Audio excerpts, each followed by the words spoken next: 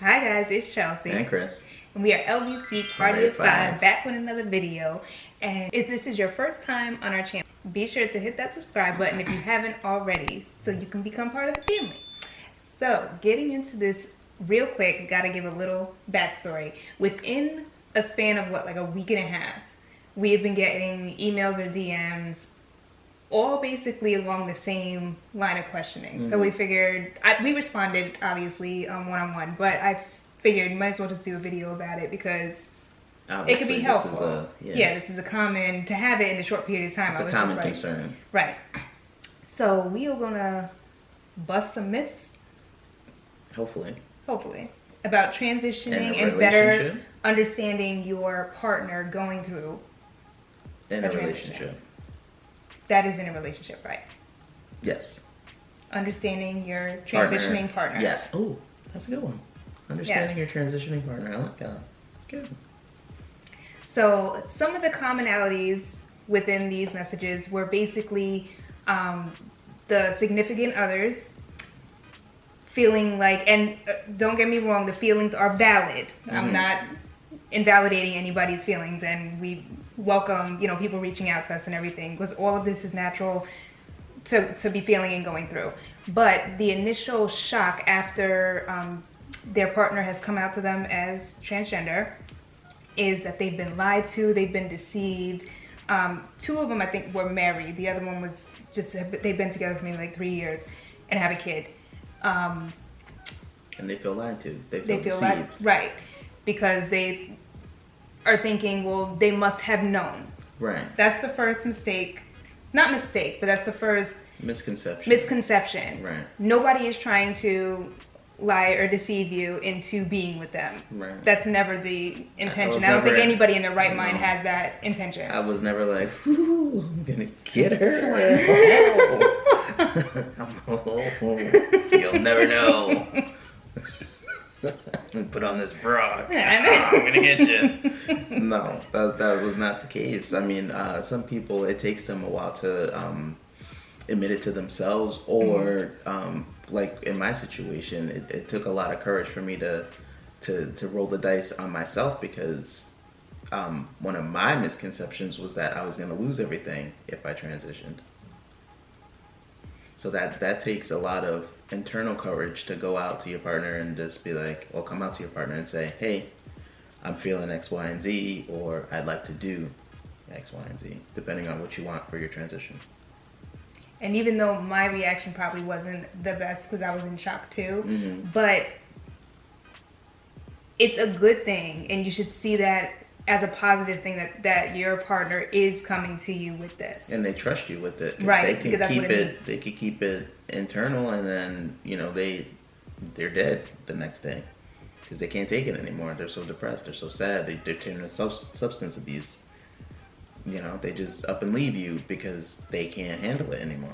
Internally, it has nothing to do with you. It's them. Right. The other thing that would come up is them feeling a little inadequate, that their partner was not going to, that their partner was going to be so different that they weren't going to like them. They weren't going to want to be with them because they'd be totally different people. Right. And although, yes, obviously when you transition, you're expecting some changes, right? But the same person that you fell in love with is the person that they are. They're just going to be amplified in a more positive way. They're going to be giving you the best version of themselves when everything is all said and done. Right. In most cases. In most cases, yes. But at the same time, I was just telling him, like, I have seen people that, they just assholes. But on some... You watch some transitions, you're like... what the hell? Why would you do that? Why would you say that? Or, they just they make some asshole moves. But to some extent, I feel like if that's what they transition into, there was a part of that was shown, like, that was there ahead of time, right? That was already there. Again, it was just transitioning just amplified it, right? Because when you're transitioning, especially from female to male, the testosterone makes you, even when I was on testosterone during the IVF process, I feel like I turned into a completely different person, and I didn't care about anybody's feelings or how I made you felt. Like, and I wasn't trying to do it on purpose, but I can, because of that experience, I could kind of relate to what I was going through. Why are you coming out of pocket right now? That was just a fraction. But he didn't have it. I never really had that fear with you because he's never had that in him. He's had that, well, he'll, cut somebody off just like this. Like, it'll be a flip of the switch. But to me, that wasn't too much of an asshole move because there was a reason for it. I didn't have like all this anger. Right, and animosity. I didn't have to rage out. I didn't need to do that. But if you see signs that is, if you fell in love with that before, it really shouldn't bother you. It really shouldn't bother you if you see see your partner doing that as a trans dude. Right. But and then when I did feel those emotions, like I went to my mentors, men that I idolized, trans men that I had been in their transition for a while and not 3 months like me. Then you can find ways to cope and manage the things that you want to change, but you have to want to change those things. You can't just, I can still be like people punching walls and all kinds of crazy stuff. You got time for that? No, we ain't got time for that. So then the other thing that relates to this, another message that we received was asking me specifically, how did Chris get me to understand the fact that you were trans? And how did I do that? And how it related to me, like, because they watch our story and they see that I still identify as a lesbian and all that stuff, but they were finding it difficult to go to their spouse and have them understand that if there has to be, we cannot stress enough how much open and honest communication you need to have in a relationship, period, but especially when you're going through a transition, because there are so many changes and so many unknowns that come up. But ultimately, both people have to be in this, and both people are transitioning at this. Even though one is only going through it physically, you're both, or whoever, whether it's a family of, if you have kids, they're also transitioning through this process as well. There's still an emotional transition too. And if they're not ready or at the point to do that, it's going to be harder for them to receive or listen to what it is that you're trying to express to them. So I would still encourage you to do so. However, just like you're asking for your partner to, be gentle with you, give you extra time, you have to give that to, be patient. You have to allow, you can't expect them to just be okay with it so quickly when it took you so long to even come to terms with it. Right. Especially in a marriage. So there is no real time limit of how long it took me to understand or to be cool with it or whatever. There is really no measurement for that. Right. But you just have to, we strongly encourage open and honest communication, and even bringing in a third party, a neutral third party, where we as a precautionary tool went to a therapist at the start of my transition. So even before hormones, before anything, just to make sure, have a safe space that we both can have check-ins, or we'll table things if we know that a conversation is not going the way that we intended. We'll be like, okay, let's pause, put a pin in it, let's bring it to the therapist the next time.